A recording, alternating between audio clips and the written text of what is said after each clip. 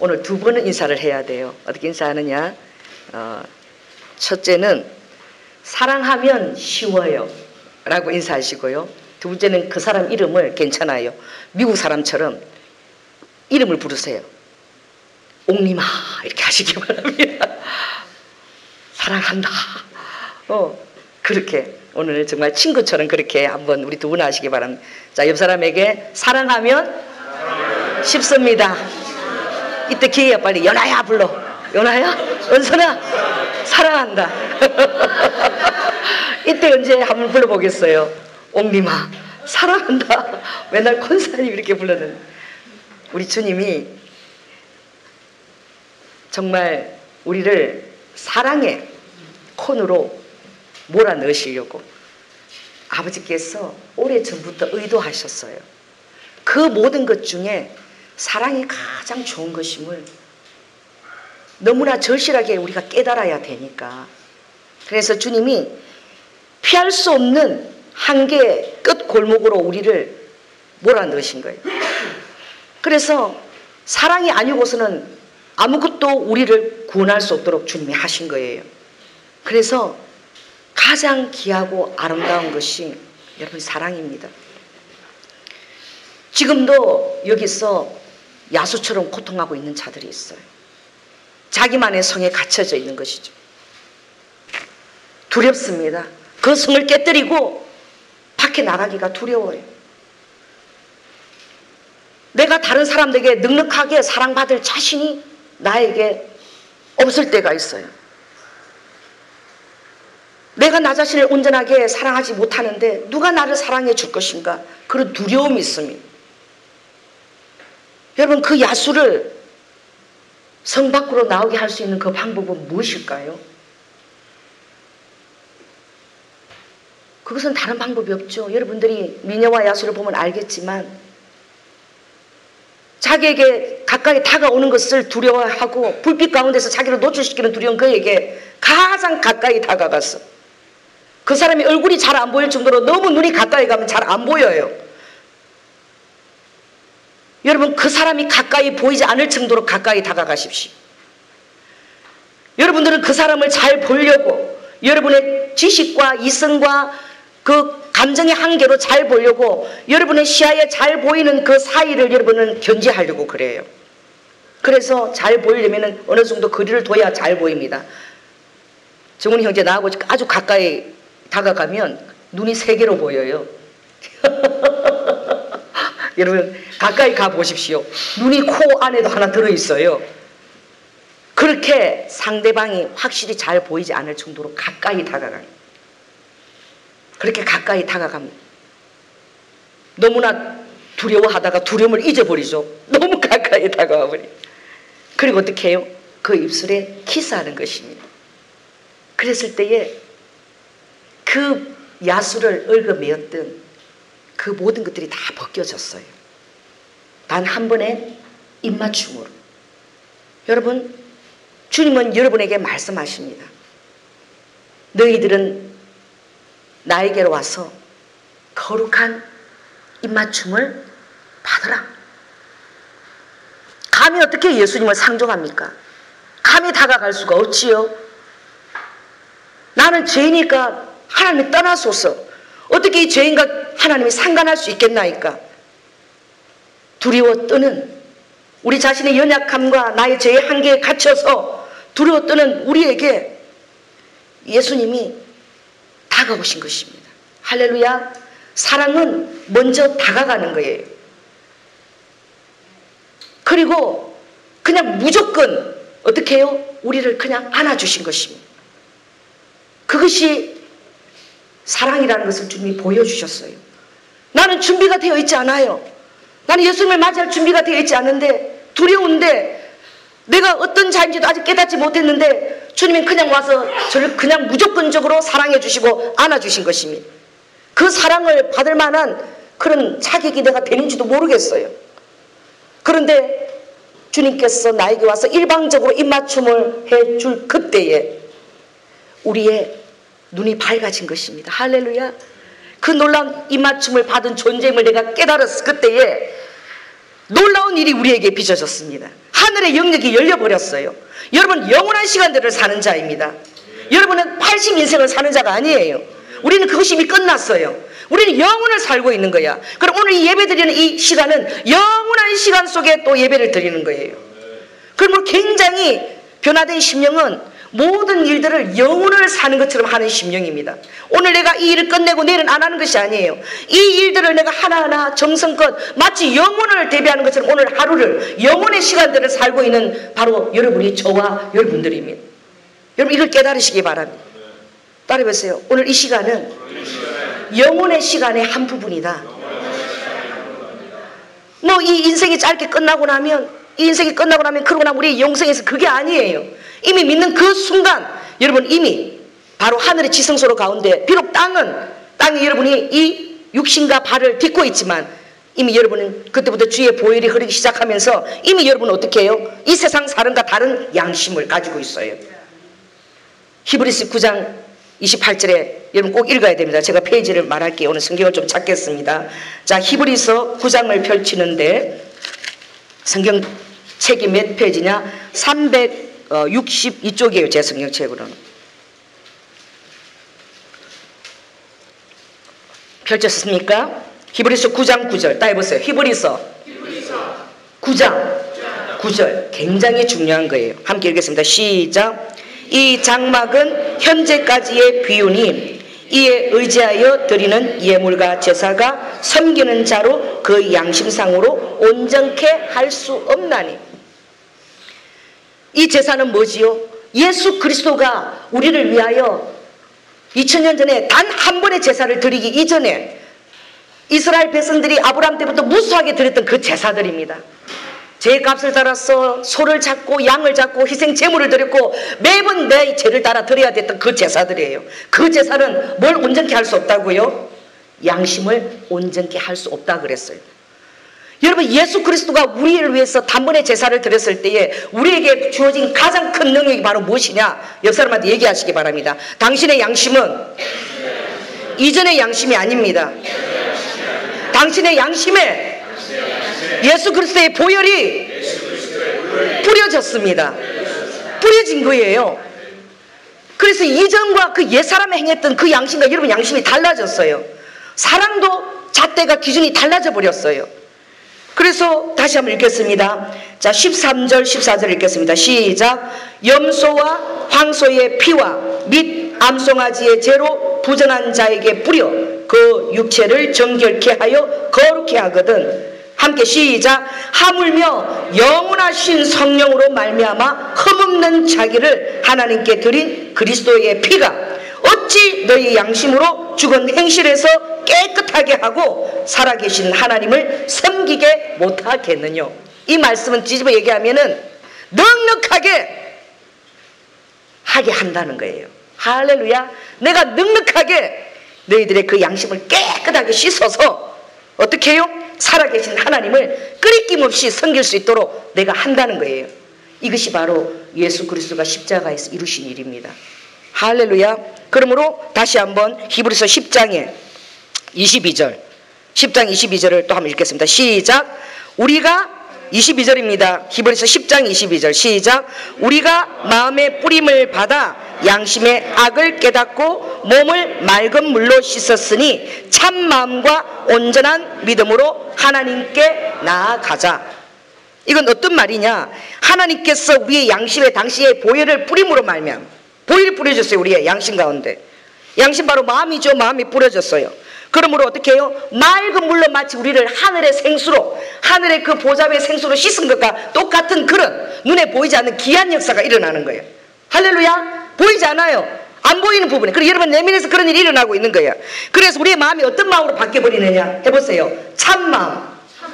두 번째 어떤 마음으로 바뀌느냐? 온전한 믿음으로 나아가는 거예요. 여러분 더 놀라운 말씀이 있습니다. 더 놀라운 말씀은 바로 어떤 말씀이냐? 주님께서 오늘 이 말씀 여러분 꼭 이거는 외워야 돼요. 자, 히브리서 9장 28절입니다. 27절 28절 있습니다. 27절 28절 꼭 여러분이 암기하셔야 돼요. 있습니다. 시작. 한번 죽는 것은 사람에게 정하신 것이요 그 후에는 심판이 있으리니 이와 같이 그리스도도 많은 사람의 죄를 담당하시려고 단번에 들이신 바가 되셨고 구원에 이르게 하기 위하여 죄와 상관없이 자기를 바라는 자들에게 두 번째 나타나시리라. 이것은 두 번째는 우리가 주님 얼굴을 배우는 것입니다. 휴거입니다. 재림입니다. 자, 주님은 단번에 그의 제물로 들이셔서 구원에 누구를 우리를 구원에 이르게 하기 위하여 죄와 상관없는 자로 어떻게 해요? 자기를 바라는 자. 자, 오늘 자기를 바라는 자들 거기에다가 자기 이름을 넣어서 우리가 28절을 다시 읽겠습니다. 자기를 바라는 자에게 이것을 조연하에게 두 번째 나타나시리라. 자, 이렇게 읽으시기 바랍니다. 시작. 이와 같이 그리스도도 많은 사람의 죄를 담당하시려고 단번에 들이신 바 되셨고 구원에 이르게 하기 위하여 죄와 상관없이 조연하에게 두 번째 나타나시리라. 자, 이번에는 한 번 더 읽겠습니다. 이와 같이 그리스도도 조연하의 죄를 담당하시려고 단번에 들이신 바 되었고 구원에 이르게 하기 위하여 죄와 상관없이 조연하에게 두 번째 나타나시리라. 읽습니다. 시작. 이와 같이 그리스도도 조연하의 죄를 담당하시려고 단번에 들이신 바 되셨고 구원에 이르게 하기 위하여 죄와 상관없이 조연하에게 두 번째 나타나시리라. 할렐루야.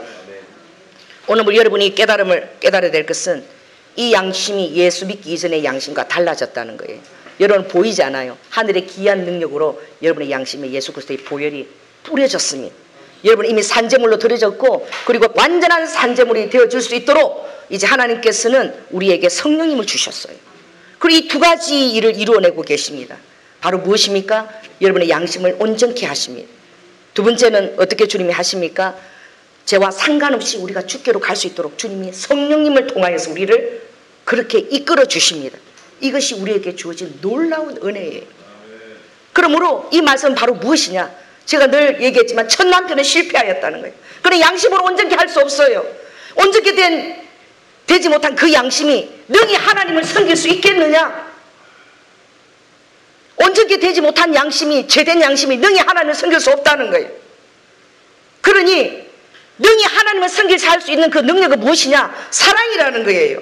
할렐루야. 사랑. 아버지 일방적이고 값없이 부어지는 그 사랑이 부어질 때는 두 가지 조건으로 우리에게 부어지는데 아버지가 사랑할 수 있는 능력을 주시겠다는 것입니다. 여러분은 사랑할 수 없어요. 죄와 더불어 상처와 더불어 자기 연민과 더불어 내 자신 쳐다보기만 해도 너무나 괴로워 죽겠는데 내 자신도 뛰어넘지 못하고 있는데 내가 감히 누구를 사랑하며 이웃을 향해서 내가 어떻게 나아갑니까? 이것을 아버지가 딱 처리하시는 거예요. 너 자신을 바라보지 마라. 너에게 아무것도 없다. 너에게 선한 것이 아무것도 없다. 너에게는 죄밖에 없느니라. 그러므로 죄밖에 없는 너 자신을 왜 자꾸 쳐다보고 있느냐? 나를 보아라. 무조건적으로 너를 사랑한 있는 모습 그대로 사랑한 나를 보아라. 나를 보아라. 그러면 너가 십자가의 능력 안에서 너가 새로운 자가 됨을 깨닫게 될 것이고 그리고 너가 새롭게 살아갈 수 있도록 내가 그 능력을 너의 양심 가운데 나의 보혈을 뿌려서 그렇게 나의 법을 너의 양심에다가 심겠다. 바로 이 놀라운 말씀이 새 언약에 대한 말씀이에요. 오늘은 우리가 성경 통독을 끝냈기 때문에 좀 피곤해도 여러분 페이지를 얘기하면 찾아가시기 바랍니다. 자, 에스겔 37장을 찾는데요. 페이지를 얘기했습니다. 구약 1211쪽이에요. 구약 1211쪽. 에스겔 37장입니다. 1211쪽을 딱 펴시기 바랍니다. 에스겔 37장을 찾았으면 자 26절부터 28절을 여러분 한번 읽으시기 바랍니다. 26절부터 28절 시작. 내가 그들과 화평의 언약을 세워서 영원한 언약이 되게 하고 또 그들을 견고하고 번성케 하며 내 성소를 그 가운데 세워서 영원히 이르게 하리니 내 처소가 그들의 가운데 있을 것이며 나는 그들의 하나님이 되고 그들은 내 백성이 되리라. 내 성소가 영원토록 그들의 가운데 있으리니 열국이 나를 이스라엘을 거룩히 하는 여호와인 줄 알리라. 할렐루야. 죄로 말미암아 하나님과 격리되어서 사망으로 갈 수밖에 없는 우리들 사이에 예수 그리스도의 화평을 다리를 놓으셨습니다. 그리고 십자가는 피로 말미암아 격리된 인간과 하나님 안에 내어주신, 인간으로 오셔서 죄 없이 우리의 죄를 담당하신 바로 예수 그리스도의 사랑입니다. 그래서 주님은 나의 자녀는 화목케 하는 자다, 화평케 하는 자는 하나님의 아들이라 여기심을 받게 되리라. 그래서 내가 화목의 제물이 되었은즉 나를 따라오는 너희 모두는 뭐가 되기를 원한다? 화목의 제물이 되기를 원한다. 그래서 고린도후서 5장에 말씀하셨습니다. 따라하시기 바랍니다. 당신은 화목의 제물이 되는 것이 주님의 뜻입니다. 여러분, 내가 어떻게 화목의 제물이 될 수 있습니까? 당신은 하나님이시니까 그게 가능했지요. 이 버러지 같은 인생, 자기밖에 생각하지 못하는 인생, 자기 중심적이고 극히 이기적인 내가 감히 어떻게 내가 그런 삶을 살 수 있습니까? 말이 되는 얘기를 하세요. 당신은 하나님이십니까? 예수입니까? 십자가에 그렇게 못 박혀서 우리 죄를 담당할 수 있지만 나는 연약한 인간이에요. 한계를 갖고 있어요. 내가 어떻게 그렇게 살 수 있습니까? 여러분, 이렇게 여러분이 얘기할 수 있어야 되는 거예요. 그때 주님이 하하 웃으시는 거예요. 그래서 이 본문하고는 어디가 연결되느냐? 요한복음 14장이 연결돼요. 요한복음 14장만 읽으면 잘 몰라요. 내가 고아와 같이 너희를 버려두지 아니하리니. 할렐루야. 내가 하늘로 가서 거처를 마련하고 또 내가 거처가 마련되면 내가 다시 오리라. 이 말씀들을 사람들은 그 말씀이 주님이 마지막 때에 되면 우리를 데려오시는 그 말씀인가 보다 그렇게 생각하는데 그게 아니에요. 그 거처의 원어를 보면 하늘에 있는 거처와 우리 안에 있는 거처 두 군데가 그 말씀이 의미하고 있어요. 그 바로 무엇이냐? 하늘의 아버지께서 우리의 집을 짓고 계시고 준비하실 뿐만 아니라 천사들을 동원해서 바로 여러분 안에 아버지가 거처를 정하고 다시 온다는 말씀이 오늘 이 본문에 있는 거예요. 자, 어떻게 해요? 27절에 있습니다. 시작. 내 처소가 그들 가운데 있을 것이며 나는 그들의 하나님이 되고 그들은 내 백성이 되리라. 자, 26절 읽겠습니다. 시작. 내가 그들과 화평의 언약을 세워서 영원한 언약이 되게 하고 또 그들을 견고하고 번성케 하며 내 성소를 그 가운데 세워서 영원히 이르게 하리니. 자, 여러분 자신을 가르치시기 바랍니다. 내가 주님의 성소다. 이곳에 주님이 살고 계신다. 여러분, 그 말씀은 이제 여러분 한 장을 앞으로 넘겨보세요. 그리고 1209쪽을 펴시기 바랍니다. 자, 25절부터 28절까지를 에스겔 36장 25절 28절 1209쪽입니다. 자, 한번 25절부터 읽습니다. 시작. 맑은 물로 너희에게 뿌려서 너희로 정결케 하되 곧 너희 모든 더러운 것에서의 모든 무상을 섬김에서 너희를 정결케 할 것이며 또 새 영을 너희 속에 두고 새 마음을 너희에게 주되 너희 육신에서 굳은 마음을 제하고 부드러운 마음을 줄 것이며 또 내 신을 너희 속에 두어 너희로 내 율례를 행하게 하리니 너희가 내 규례를 지켜 행할지라. 내가 너희 열조에게 준 땅에 너희가 거하여 내 백성이 되고 나는 너희 하나님이 되리라. 여러분, 주님께서 내 마음을 새 마음으로 바꿔주시겠다는 거예요. 내 낡은 영을 새로운 영으로 바꿔주신다는 거예요. 그 안에 있기만 하면 나는 너 안에서 내 영으로 말미암아 너의 그 굳은 마음을 다 제하겠다는 거야. 날마다 기도하고 말씀 안에 거하며 내 안에 예배 드릴 때에 너희 안에 부드러운 마음을 계속 넣겠다는 거예요. 할렐루야. 그래서 내 신을 너희 안에 두어서 너희가 넉넉히 나의 법을 지킬 수 있도록 만들겠다는 거예요. 여러분, 이것이 바로 하나님의 사랑입니다. 이것을 이루기 위해서 주님께서 십자가에서 돌아가셔야 되는 거예요. 사랑의 결성 꼬림점을 우리에게 보여주셔야 되고 우리가 그것을 확증받은 바가 되어야 되는 거예요. 그래서 그리스도께서도 이와 같이 어떻게 해요? 의인을 위해서 죽는 자는 많거니와 죄인을 위해서 죽는 자가 누가 있느냐? 그러나 예수 그리스도께서 로마서 5장 8절에 이와 같이 그가 먼저 죄인된 우리를 위하여 죽으심으로 말미암아 하나님께서 우리에게 대한, 예수님이 아니에요, 하나님께서 만세전에 예비하신 그 우리에게 대한 사랑을 예수 그리스도의 십자가로 확정하셨느니라. 할렐루야. 하나님께서 작정하신 그 사랑을, 만세전에 계신 그 사랑을 예수 그리스도로 말미암아 그가 우리를 위하여 단번에 자기 자신을 다 버려서 죽어주심으로 말미암아 이것을 확정하셨습니다. 자, 그러면 여러분에게 묻겠습니다. 예수 그리스도가 이 땅에 오셨을 때에 그가 반수 인간으로 오셨습니까? 반쪽은 하나님이고 반쪽은 인간으로 오셨나요? 자, 저를 따라하십니다. 주님께서는 100% 인간으로 오셨다. 그러므로 히브리서 보면 그가 인간으로 있을 때에 하나님 아버지에게 눈물과 통곡과 애원과 간구로 그의 구할바를 간절히 아렸다고 말씀하고 계셔요. 그가 인간이시기 때문에 매일매일 기도하면서 성부 하나님께서 보여주는 것을 보면서 내가 아버지께서 보여주니까 내가 오늘도 일한다. 잠을 제대로 못 주무셨어요. 왜? 온전한 기름 부으심 안에서 저의 종이 나의 기름 부으심을 받아 모든 마귀에게 눌린 자들을 다 구속하고 병과 모든 질병에서 자유케 하였느니라. 할렐루야. 그 일을 감당하기 위해서 아버지께서 눈물로 철야로 늘 기도하셨어요. 여러분, 주님께서 그 일이 쉬우신 줄 압니까? 영지주의자들은 그렇게 얘기해요.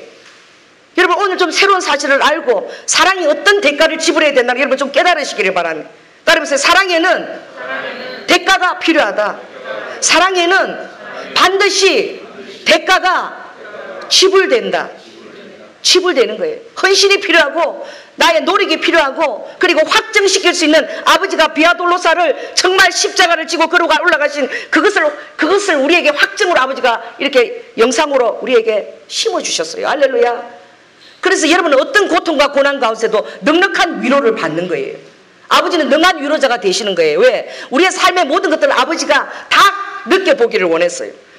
너희들이 배고프느냐? 배고픈 것이 무엇인지 내가 깨닫기를 원한다. 너가 아프느냐? 아픈 것이 무엇기를 내가 깨닫기를 원한다. 너가 사람에게 배신을 당했느냐? 내가 배신이 무엇인 것을 내가 알기를 원한다. 너가 지옥에 가서 이제 지옥 세력을 내가 거기서 고통을 받을 것이냐? 내가 지옥의 고통이 무엇인지 내가 알기를 원한다. 그래서 아버지께서 십자가 주시고 사망의 엄부의 깊은 곳으로 내려가셨어요. 지옥의 고통을 아십니다. 그래서 여러분들을 절대 지옥으로 보내지 않으세요. 사랑하는 자를 아버지가 책임을 지십니다. 여러분들이 그리스도 안에 거하기만 하십시오. 그러면 그분이 성령님이 여러분에게 새 신을 주고 새 마음을 주고 새 영을 주어서 여러분을 그렇게 이끌어 가십니다. 맡기면 돼요. 여러분 자신의 의를 다 내려놓으세요. 겸손하고 신뢰하는 마음으로 맡기면 그분께서 이루시고. 할렐루야. 우리가 통독할 때 우리 부목사님이 몇 번을 반복하셨잖아요. 로마서 5장에 뭐예요? 만세부터 작정한 너희들을 뭐예요? 정하시고 정했다는 거예요. 만세전 이미. 그 다음 뭐예요? 부르시고. 할렐루야. 아멘. 그 다음에 의롭게 하시고 그 다음에 영화롭게 하셨느니라. 자, 따라해보세요. 정하시고 그 다음 뭐예요? 부르시고 아버지가 또 의롭게 하시고 영화롭게 하시고. 이게 다 뭐예요? 능동태예요. 여러분은 뭐 하는 거예요? 여러분이 능동태로 여러분이 그게 막 하는 게 여러분 노력으로 하는 게 아니야. 여러분이 의지로 하는 게 아니야. 뭐예요? 수동태로 너를 두라는 거야. 주님의 뜻 안에서. 그럴 때 성령님이 어떻게 해요? 너의 의지와 협력하여서 너의 자유의지와 선택을 존중해가면서 아버지가 넉넉하게 그리스도의 형상으로 여러분을 빚어가시는 거예요. 그래서 여러분 감히 주님이 그러는 거예요. 자, 너희들은 어떤 자인 줄 아느냐? 이게 율법의 완성이에요. 사랑이 오면은 율법에 더한 것도 이루는 거예요. 그래서 주님이 사랑이 들어오면 율법이 요구하는 것도 그 이상 것도 해요. 그 사랑이 그것을 이루는 거야. 그러므로 옆 사람들 얘기하십시오. 당신은 죄와 상관없는 자입니다. 율법의 차원을, 죄를 인식하는 차원을 뛰어넘어 버린 거야. 자, 우리 부목사님이 딱 그 PPT 만드셨죠. 율법의 두 가지 기능이 무엇입니까? 응? 세 가지 기능을 제가 추가하게 한 가지를 더. 자, 율법의 두 가지 기능은, 첫째 기능은요, 율법은 죄를 깨닫게 하는 거예요. 이것이 그냥 있을 때는 죄인 줄 몰랐는데 이거 절대 마시면 안 돼. 이거 조연아 목사 거야. 그때부터 이거 율법을 정하려면 그때부터 이걸 마시면 뭐가 되는 거예요? 죄가 되는 거예요. 그러니까 율법은 어떤 기능을 해요?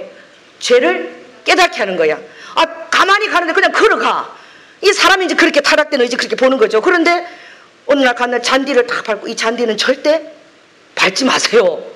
그러면 산에 등산할 때도 여기는 절대 들어가면 안 됩니다. 그러면 호기심 많은 조현우 목사는 거기 막 들어갔다가 길을 잃어버린 적도 있어. 정한 길로 가야 되는데 그 뭐 좋은 게 있나? 그래가지고 새길로 빠져갖고 하루 종일 너무 집으로 들어갔어요. 너무 정원으로. 길을 잃고 헤매다가. 어떻게 해요?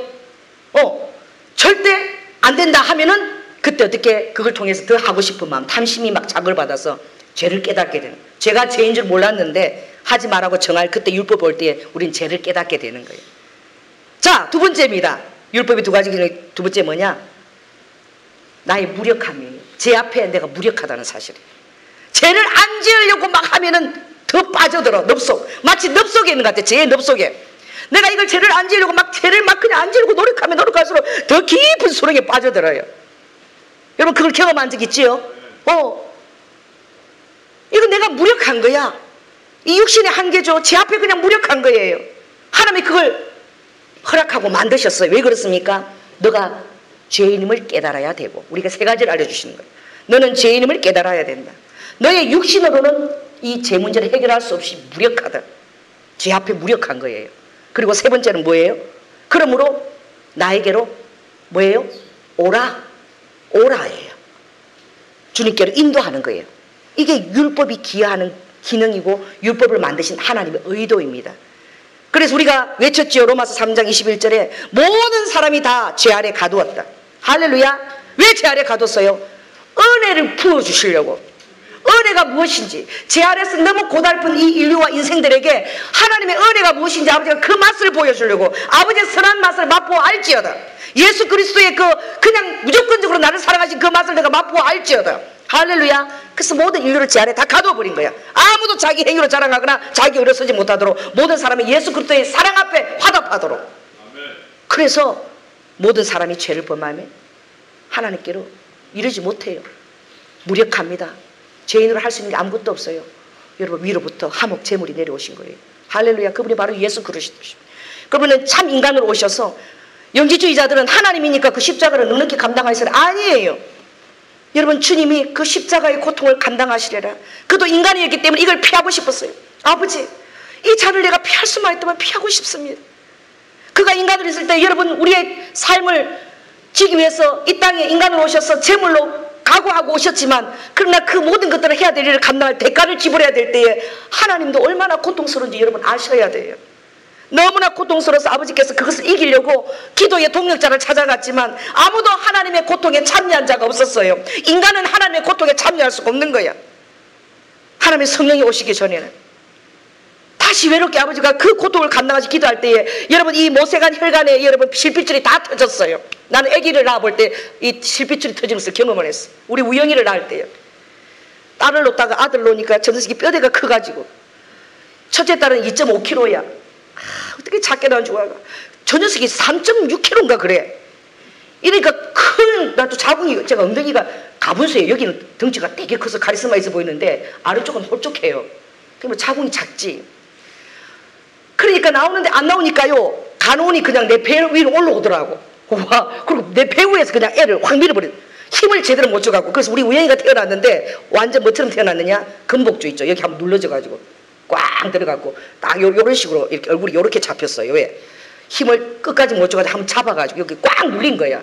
그리고 땅콩처럼 딱 요렇게 생긴, 어릴 때 사진 보면. 그러니까 간호원이 저를 막 배를 위해서 확 밀었는데, 그때 뭐예요? 내 이 실핏줄 모세관이 다 터진 거야. 우리 남편이 거울을 안 갖다 줘요. 거울을 안 보여주는 거야. 그래서 어느 날 이렇게 거울을 안 보여주는데 세수하고 거울을 보는 순간 내가 깜짝 놀랐어. 내 얼굴에 모든 실핏줄이 다 쳐져버린 거야. 그래가지고 내 얼굴이 흑인보다 더 까매요. 온데 다 피멍이 다 들어서 전부 다. 여러분 그것보다도 심장이 더 조이는 고통과 압력을 받으면 어떻게 되느냐? 피가 다 터지는 거야. 피가 다 나오는 거예요. 아버지가 우리를 온 인류를 구속하신 그 십자가를 지실 때에, 아버지 이미 그 겟세마네에서 기도하실 때에 아버지 모든 심장이 그냥 다 터져가지고, 그 채워가지고 그럼 다 터져서 피로 돼서 나온 거예요. 땀이 흐르는데 핏방울인 거예요. 핏방울. 여러분 참 인간으로 오신 예수님께서 우리의 사랑의 대가 지불을 하실 때에 아버지께서 얼마나 기도하시면서 그걸 이루기 위해서, 이루어야 된다, 이 일을 해야 된다, 해야 된다. 아버지는 하나님의 영역으로 보니까 다 보입니다. 어떻게 그가 채찍에 끓이는지, 살점을 뜯기우고 어떻게 피를 다 쏟고 물을 다 쏟아질지 다 보여요. 그것을 감당하면서 다 알고 나아갈 때에, 예제의 영으로 그걸 다 볼 때에. 그래서 아버지 사랑의 대가를 지불을 주님은 하시고, 주님은 너무나 기쁘게 다 이루었다. 할렐루야. 그래서 이사야 53장에 보면 그가 자기 영혼을 속전 제물로 드릴 때에 그는 기뻐하였더라. 그로 인하여 그의 씨들이 생겼어. 이제 그의 마음을 기쁘게 할 것이니. 이게 이사야 53장.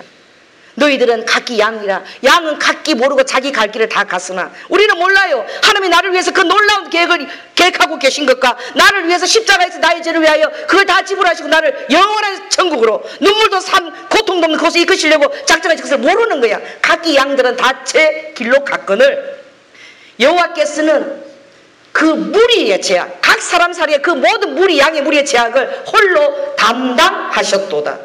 할렐루야. 우리의 모든 죄를 아버지가 다 담당해 주십니다.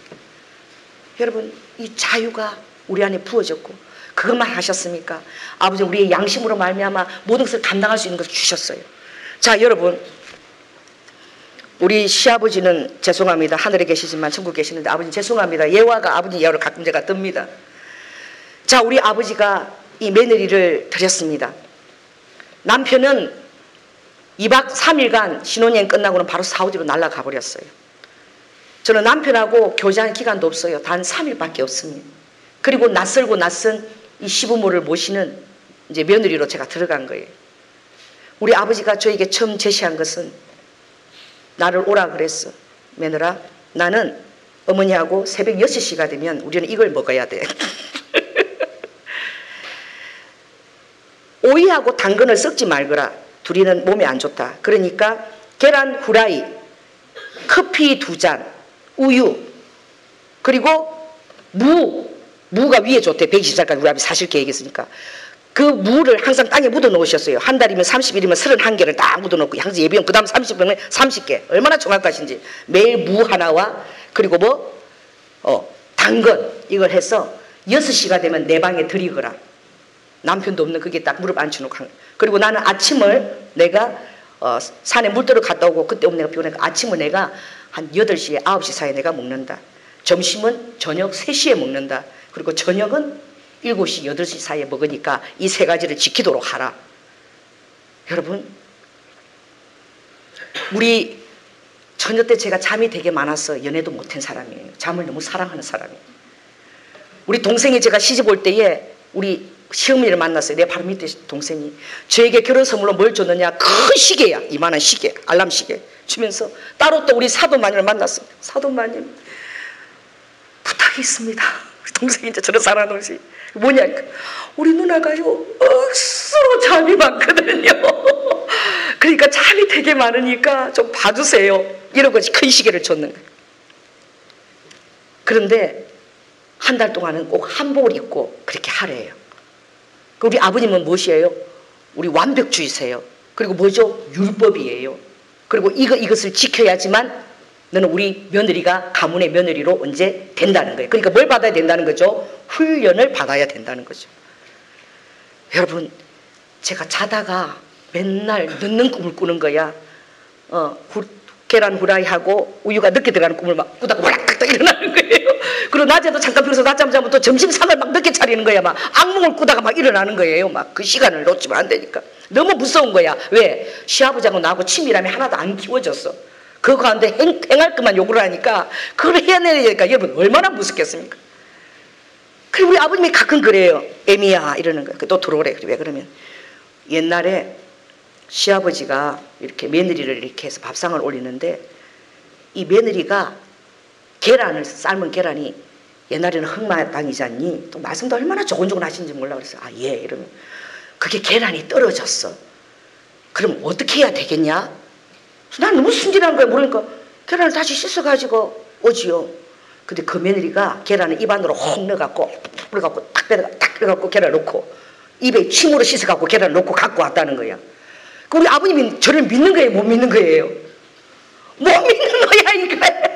이 며느리가 계란을 삶았는데 뭐를 입으로 혹 받다가 급하니까 성격 보니까 되게 급한 며느리인데 그래 갖고 갖고 올지.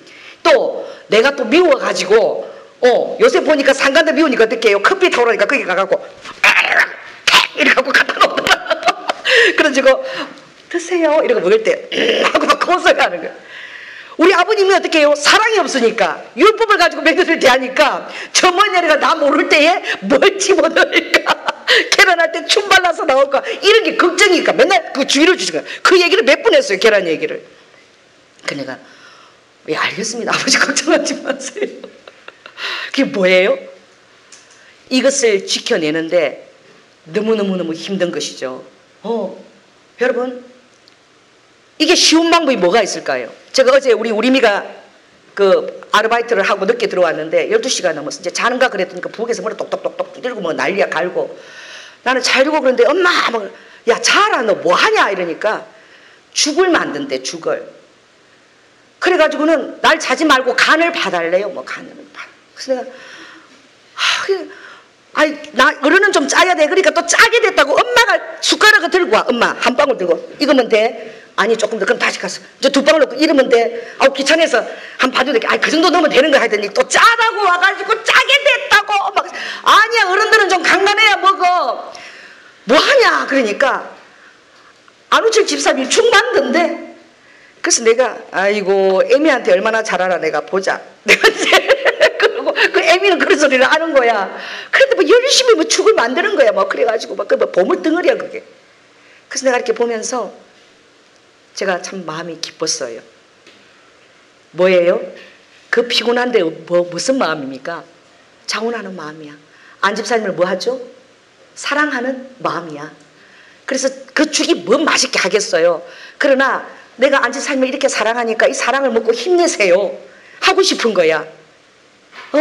그 내가 마음속으로 아이고 우리 미네 잘 키웠다. 이런 생각이 들더라고.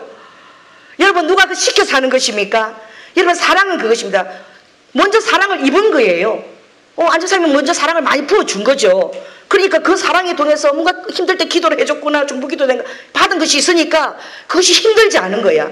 여러분 사랑하십시오. 할렐루야. 사랑하면 힘들지 않아요. 그래서 주님은 그냥 무조건 우리를 사랑해 주신 거예요. 왜? 아버지를 따라오는 것이 의무나 어떤 그런 걸로 하지 말라고. 자 따라보세요. 아버지를 따라가는 것을 특권으로 따라오라고. 이게 모르네요. 따라해보세요. 아버지를 기도의 특권으로, 말씀의 특권으로, 헌신의 특권으로 따라오라고. 먼저 사랑의 엄청난. 내가 저기 참빛기도원에 그 원장님이 신학도 안 하셨는데 그 원장님이 새벽기도를 금요일마다 인도하는데 나는 그 원장님 갔는데 일부러 앉는 거야. 너무 좋은 거야. 전라도 사투리. 그 원장님 시작할 때마다 그래요. 씩 웃으면서. 권사님이야. 그 기도원은 씩 웃으면서. 그 목사님도 있는데 이제 금요일은 그 분이 하셔요. 예수님이 우리를 겁나게 사랑해버렸지. 막 그 말이 막 다른 거 어떤 내가 유능한 목사님 설교들보다 내 마음이 확 들어오는 거야. 그렇구나. 예수님 우리 징하게 사랑해버렸지. 이래요. 사투리 그대로. 겁나게 사랑해버렸지. 징하게 사랑해버렸지. 난 처음에 그 말이 무슨 말인지 몰랐어. 근데 생각할수록 막 그 한마디에 단어가 있는 거야. 겁나게 사랑해버렸구나 아버지가. 징하게 사랑해버렸구나. 여러분 그것이 우리의 모든 것을 기쁘게 하는 것입니다. 아버지가 여러분의 삶의 무게를 덜어주시기를 원하는 거예요. 여러분 삶의 무게를 덜어주시기를 원하는 거예요. 그래서 여러분이 사랑함으로 말미암아 주님의 사랑을 받은 자로 말미암아 기쁜 거야. 사는 것이 기쁜 거야. 그리고 모든 어려움들을 이기는 거예요. 제가 어떤 일본에 요즘 그런 책자가한테 봤어요. 일본에 부부가 사는데 혼내 다떼마에 뭐예요? 앞마음, 속마음, 겉마음이 부부끼리도 서로 다르게 사는 거야. 여러분 일본에 가면 무릎을 꿇습니다. 하이. 그리고 어떻게 해요? 다녀오세요. 그러죠. 이라샤이마세. 그래요. 얼마나 상냥. 밥도 무릎 꿇고 다 여자들 그렇게 상냥하죠. 여러분 그렇게 상냥한 그 외면들의 속으로는 뭘 갈고 있느냐. 사무라이 칼을 갈고 있어요. 부악. 그래서 일본에 여러분 그 동경에 그 우에노 공원 거기 가면 다른 공원보다 동경에 거기에 엄청난 천막들이 있어. 거기 전부 다 호레비들이 살고 있는데 의사 출신도 있고 박사 출신도 있어요. 멀쩡하게 생겼어요. 왜 그래요? 일본에는 500원 엔 동전만 놓으면 빨래가 다 돼. 말라가지고 나와요. 그게 시설 우리보다 훨씬 좋아. 그러니까 다 그 500엔 넣고 다 하는데 돌 것 같으니까 집에 못 있는 거야. 뭐한 아내에게 버림당한 남자들이 뒤통수를 그냥 그악 맞은 거야. 평소 때 그렇게 스미마세 뭐 아이시마스하고 다 그럼 하이 막 이렇게 하는.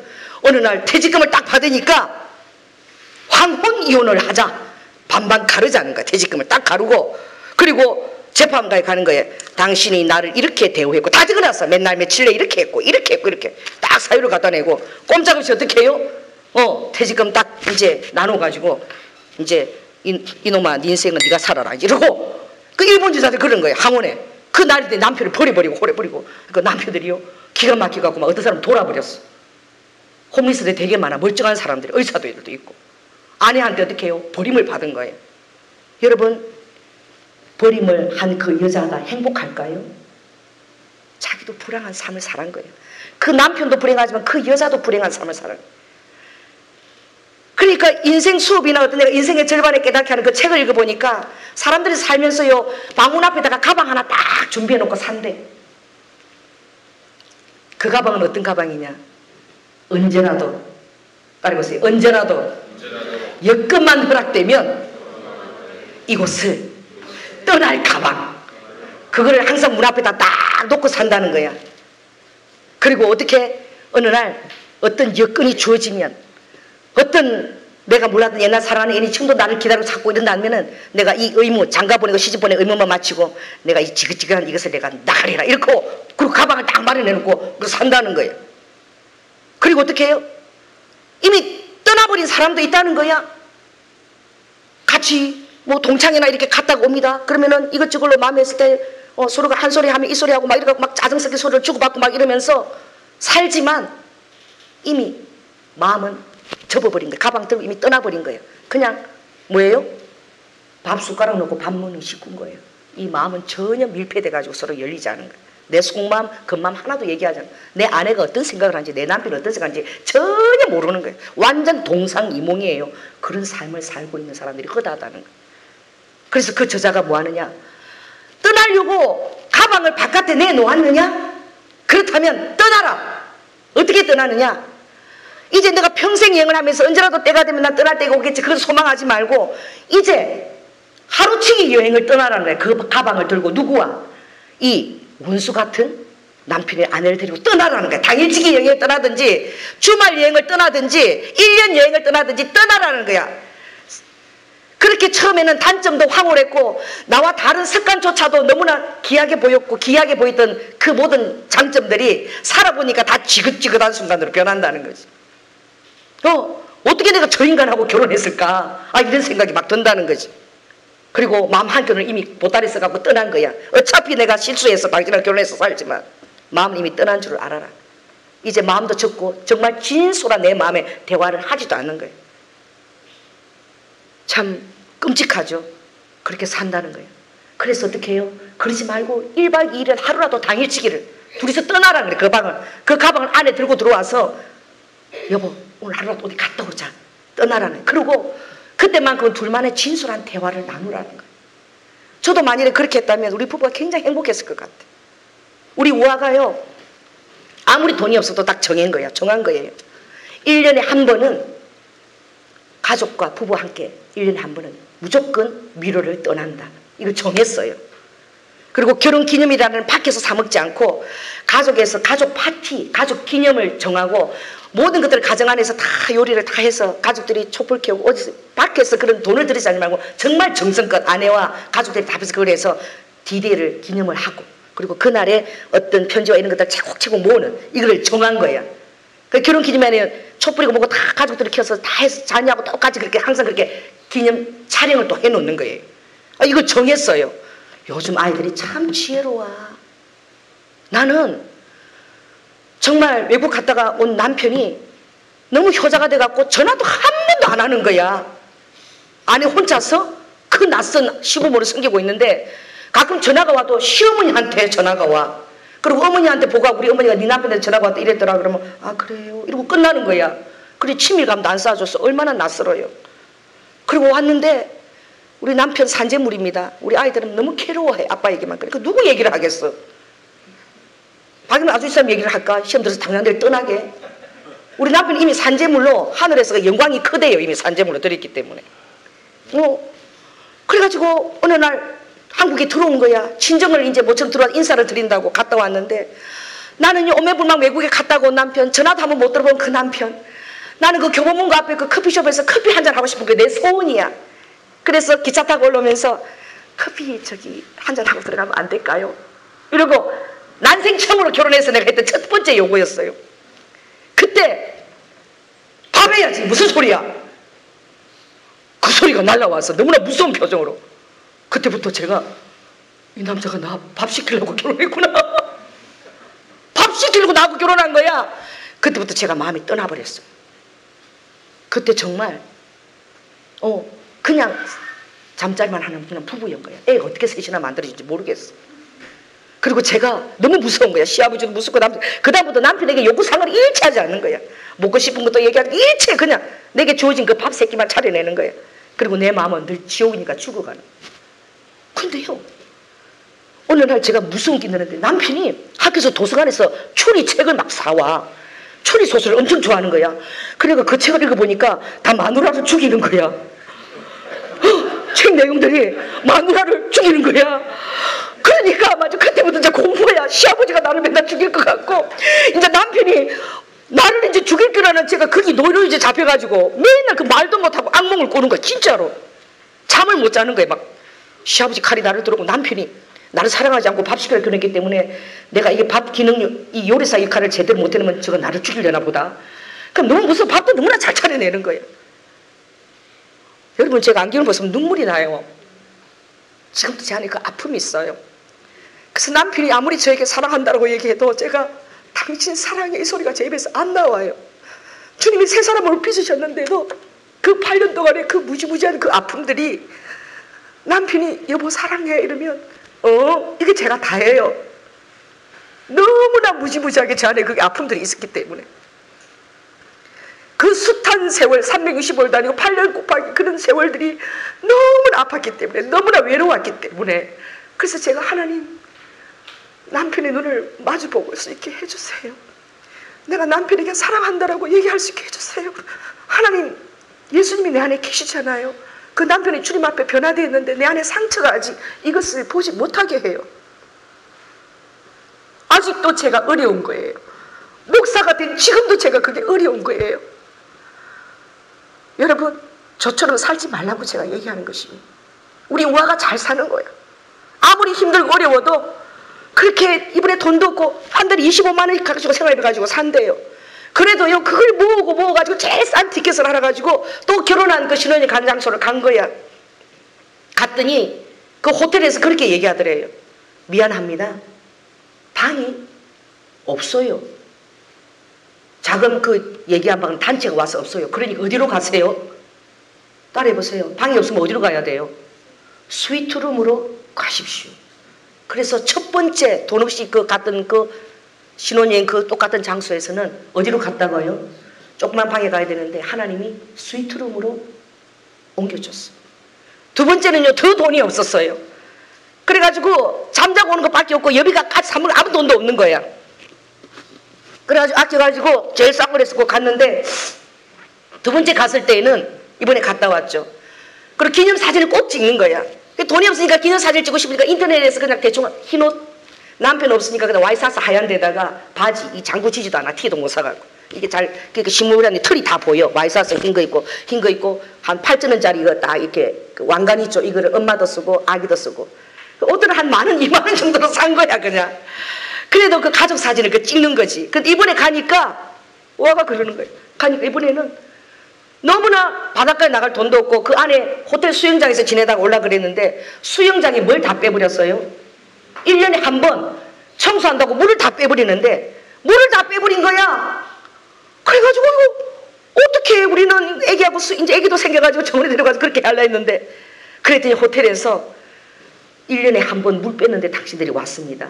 그러니까 오늘 이번에 기회 온 가족들은 우리가 큰 배를 빌려가지고 호텔에서 먹을 것을 다 아이스박스에 다 실어가지고 여기서 가까이 아주 멋지고 조용한 섬이 있는데 그 섬으로 가서 하루 가서 물놀이 하고 올 수 있도록. 여러분, 그걸 돈으로 가려면은 큰 요트 배 같은 게 있어야지요. 먹을 게 있으니까 돈이 얼마나 들어요. 그 호텔에서 어떻게 해요? 물을 자기들이 뺐기 때문에 완벽하게 제공해서 너무나 아름다운 시간들을 이번에 보내고 올 수 있도록 한 거예요. 사랑은 가꾸어야 되는 거예요. 그리고 지혜로워야 되는 거예요. 그리고 마음속에 대화를 나눌 수 있도록 서로가 노력해야 돼요. 그래 제가 이제 노력을 합니다. 우리 남편하고 속 깊은 얘기를 자꾸 대화를 나누려고 해요. 왜 그래요? 그리고 남편이 미안하다, 그때 참 미안했다 이 소리 때 제 마음에 눈처럼 이제 녹아내리는, 제가 이제 하나씩 치유가 되는 거예요. 전에는 얘기조차도 못했어요. 왜? 나를 사랑한다라고 대한 확신이 없었기 때문에. 밥해 먹이려고 나를 데리고 갔구나 이렇게 생각했기 때문에 내 욕을 하나도 해보지는 못했어요. 여러분 사랑의 확신을 가지고 결혼하시기 바랍니다. 할렐루야. 결혼은 미션이 아니에요. 저 사람 없으면 나는 못 살겠다라는 확신을 가지고 여러분이 행복합니다. 그리고 결혼을 했으면 여러분 가꾸어야 돼요. 아무리 없어도 그 가정의 원칙을 전하는 거예요. 그리고 우리 우화가 지혜로운 거예요. 어떤 데는 돈이 있을 때도 있고 어떤 데는 굉장히 회사 어려워서 돈이 없을 때도 있어. 그러나 원칙을 정하면 하나님 그걸 축복을 하시고 메꾸더라고요. 노력을 해야 되는 거예요. 해야 되는 거예요. 그냥 결혼했다고 아내를 그냥 방치하고 그렇게 내버려둬서 안 돼. 자녀도 마찬가지예요. 가정의 히스토리를 만들어 가야 돼. 그럴 때 사단이 틈타지 않는 거예요. 얼마나 많은 사단들이 틈탈 수 있겠습니까? 여러분, 만일 제가 그렇게 외로웠다면 누가 또 외로운 거예요? 얘기해 보세요. 누가? 우리 남편이 외로웠던 거예요. 이 여자가 무슨 맛을 갖고 사는 여자인지 모르겠어. 뭘 좋아하는지 말 한마디 안 해. 맨날 나중에 우리 애들 가는데 엄마가 뭐 좋아하지? 그러니까 다들 말을 못하는 거야.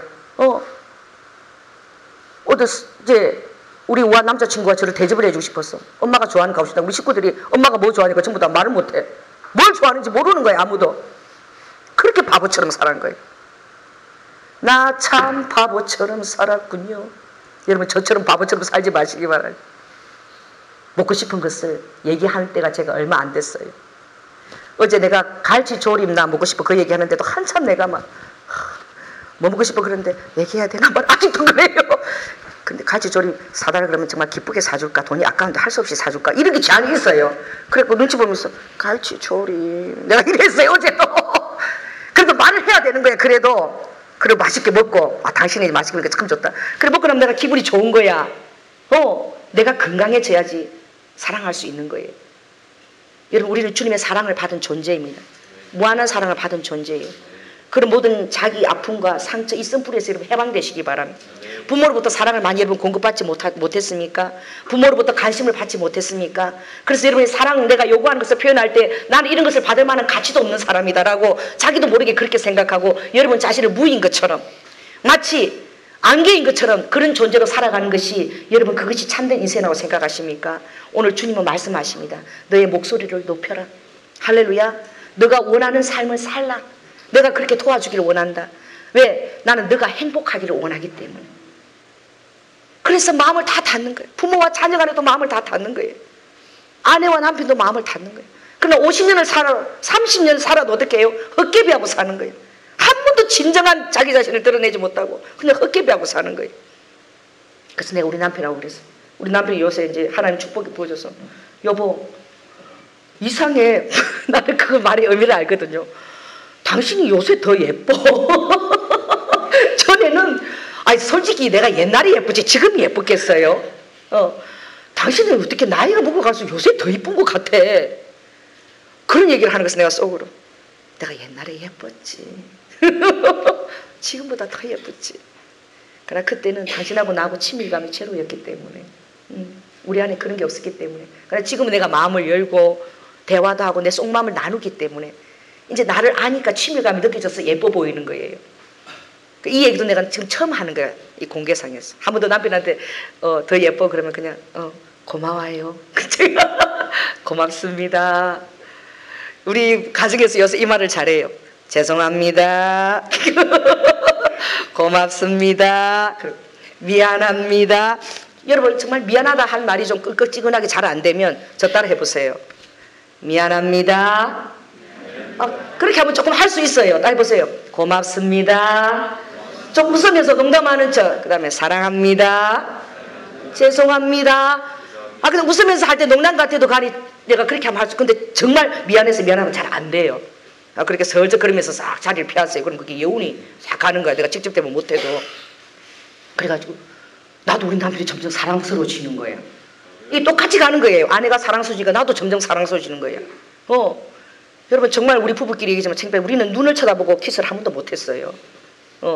그 이제 점점 내가 왜 그 눈을 바라보면 나의 모든 그 파노라마 주마등이 스쳐가는 거야.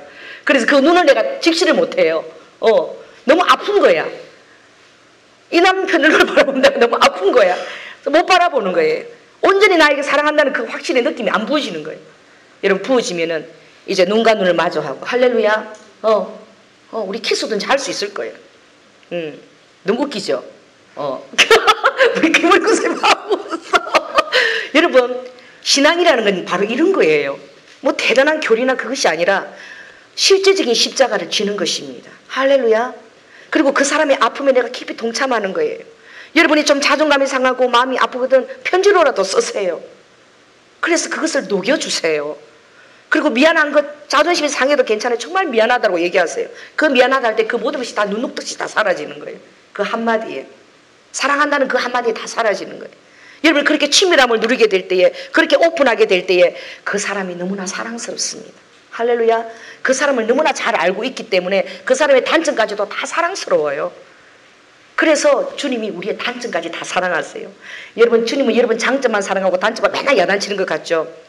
여러분, 부모가 자식을 사랑합니다. 그러나 겁나게 야단치죠. 그런데 그 자식은 알아요. 그게 사랑에서 나오는 거라는 거. 그러니까 사랑은 관심이니까요. 사랑의 반대는 미움이 아니에요. 따라해보세요. 사랑의 반대는 무관심이다. 그 또로 다른 관심의 표현이죠.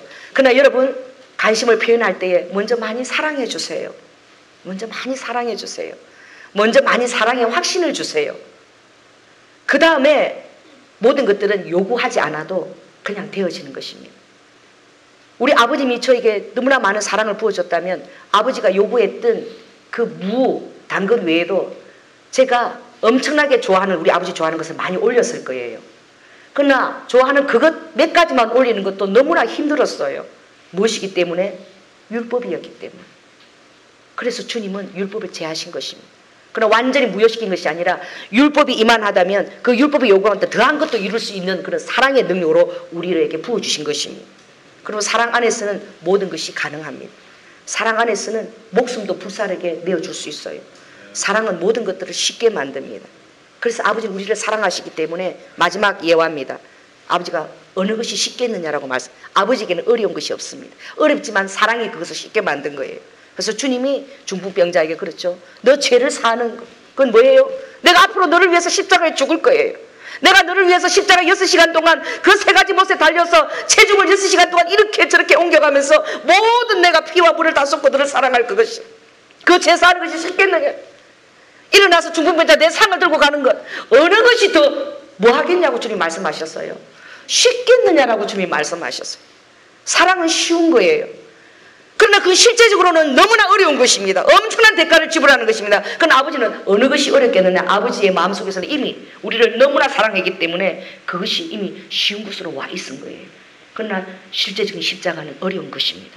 말과 혀로 사랑하는 것은 굉장히 쉬운 거예요. 그러나 여러분이 행함과 진실함으로 사랑하려고 할 때는 여러분이 시간을 들여야 됩니다. 여러분이 잠을 덜 자야 됩니다. 여러분이 찾아가야 됩니다. 여러분이 녹하고 두드려야 돼요. 여러분이 잘못했다고 해야 됩니다. 그리고 여러분이 먼저 상대편을 먼저 헤아리는 것입니다. 나 자신을 사랑하듯 다른 사람을 사랑하면 율법이 요구하는 모든 것을 다 이루었다고 말씀하셨어요. 나를 사랑하듯 다른 사람을 생각해 보라는, 그것이 내 입장이 되든 한번 뒤집어서 한번 생각을 해보라는 거예요. 그러면 율법이 요구하는 것, 이것저것 이스라엘에서 613가지의 율법이 요구하는 사항들이 있지만 이미 그 마음 안에서 다 이루어졌다는 거예요. 할렐루야. 주님께서 더 이상 우리에게 나는 너를 이렇게 사랑했으니까 더 많은 율법을 지키라고 요구하지 않으시고 아버지께서 2가지 계명을 주신 것을 감사합니다. 단지 하나님을 사랑하고 내 이웃을 내 몸과 같이 사랑하라. 그리고 그 사랑할 수 있는 능력을 우리에게 주셨습니다. 당신의 십자가로 부활의 능력인 성령으로 주셨으니 그분을 우리에게 박수를 올려드리겠습니다. 찬양하겠습니다.